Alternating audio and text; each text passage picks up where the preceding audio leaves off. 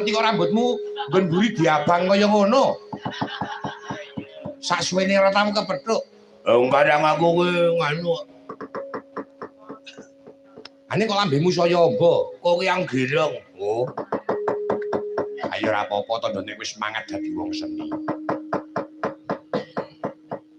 Wah, jan seneng banget bisa sowan ana ing lengkong kene. Mung melu nyuwun ana ngersaning Gusti King Maha Kawasa. Muga-muga warga masyarakat anggone perti dusun pinaringana sembada. Danyang Amidanyang Sri Semara Bumi kang bebodro. Bebakal ana ing dusun Nglengkong Wonorejo simbah Kyai Diman simbah Nyai Diman tansah jampang ana mangguna mapan ana ing swarga ngawiyat. Satemah barokahe barokah ana marang para putra wayah ana ing Nglengkong kene. Sing tansah dikirim donga tumraping para putra wayah ing Nglengkong Wonorejo kene padha pinaringan rejeki sing barokah lumintu-lumintir tekan anak putu ya Gong. Ha iya. Ora ket mau kok ming ayo-ayo tok kowe iki dandan Bagong ming ayo-ayo. Ya ora apa-apa kok ya. Aku tak nembang sik. Ya, nembang sing penak iki mengko ya panuwunan akeh-akeh sing urung dituruti to. Ya, upamane iki pumpung isi nang slendro. Heeh. Arep nyuwun gungan apa sing pekoleh sing prayoga ngono, Gong. Ya, cara kowe, Truk. Aku mesti klasik sing kepenak. Sing gamelane ya komplit. Mbok aja ngimpul ulung. Aku kalaran. Oh iya.